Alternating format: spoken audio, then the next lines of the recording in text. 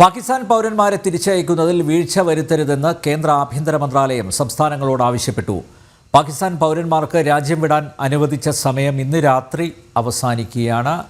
ജിഷ്ണുവിലേക്ക് വീണ്ടും പോകുന്നു. ജിഷ്ണു, നിർദ്ദേശങ്ങൾ കർശനമായി നടപ്പിലാക്കണം എന്നാണ് കേന്ദ്ര ആഭ്യന്തര മന്ത്രാലയം സംസ്ഥാനങ്ങളോട് ആവശ്യപ്പെട്ടിരിക്കുന്നത്. പാകിസ്ഥാൻ പൗരന്മാരെ തിരിച്ചയക്കുന്നതിൽ വീഴ്ച വരുത്തരുത്. വിശദാംശങ്ങൾ.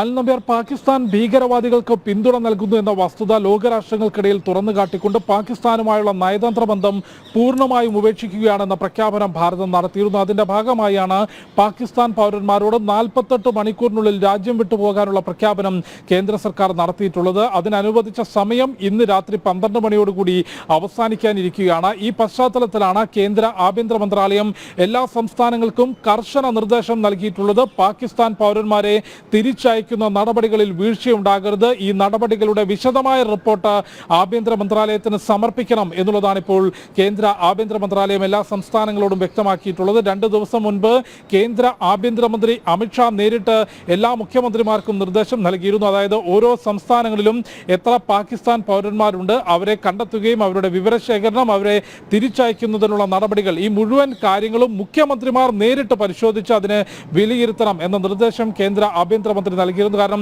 അത്രയധികം ഗൗരവത്തോടു കൂടിയാണ് നയതന്ത്ര തലത്തിലുള്ള ഈ പ്രവർത്തനങ്ങളെയും ഈ നടപടികളെയും കേന്ദ്ര സർക്കാർ നോക്കിക്കാണുന്നത്. അതിന്റെ ഭാഗമായാണ് ഈ പാക് പൗരന്മാരെ തിരിച്ചയക്കുന്ന നടപടികളിൽ വീഴ്ചയുണ്ടാകരുതെന്ന് ആവർത്തിച്ച് കേന്ദ്ര സർക്കാർ നിർദ്ദേശം നൽകിയിട്ടുള്ളത്. ഓരോ സംസ്ഥാനങ്ങളും നൽകുന്ന റിപ്പോർട്ടുകൾ കേന്ദ്ര ഏജൻസികൾ അതത് സംസ്ഥാനങ്ങളിലെ പ്രാദേശിക റീജിയണൽ പാസ്പോർട്ട് ഓഫീസുകളും അല്ലെങ്കിൽ റീജിയണൽ ഫോറിൻ ഓഫീസേഴ്സുമായി ബന്ധപ്പെട്ടുകൊണ്ട് കേന്ദ്ര ഏജൻസികൾ ഇക്കാര്യം വിശദമായി വിലയിരുത്തുന്നുണ്ട്. ഇതിനോടകം ഡൽഹിയിൽ കഴിഞ്ഞ ദിവസം ഇന്റലിജൻസ് ബ്യൂറോ റിപ്പോർട്ട് നൽകിയത് 5000-ലധികം പാക് പൗരന്മാർ ഡൽഹിയിലുണ്ട് എന്നുള്ളതാണ്. അവരെ കണ്ടെത്തിക്കൊണ്ട് അവർക്ക് ഈ നോട്ടീസ് നൽകുന്ന നടപടി പുരോഗമിക്കുകയാണ്. മഹാരാഷ്ട്രയിലും 5000-ലധികം പാകിസ്ഥാൻ പൗരന്മാരുണ്ട്. ഇതിൽ 1000-ലധികം പാകിസ്ഥാൻ പൗരന്മാർ ഹസ്രകാല വിസയിലാണുള്ളത്. അവരോട് ഇന്ന് രാത്രി തന്നെ രാജ്യം വിടാനുള്ള നോട്ടീസ് നേരിട്ട് നൽകിയിട്ടുണ്ട് എന്നുള്ളതാണ് ഈ മഹാരാഷ്ട്ര മന്ത്രിസഭ അറിയിച്ചിട്ടുള്ളത്. വിവിധ മുഖ്യമന്ത്രിമാരും ഒപ്പം ചീഫ് സെക്രട്ടറിമാരും ഇത് സംബന്ധിച്ചുള്ള റിപ്പോർട്ടുകൾ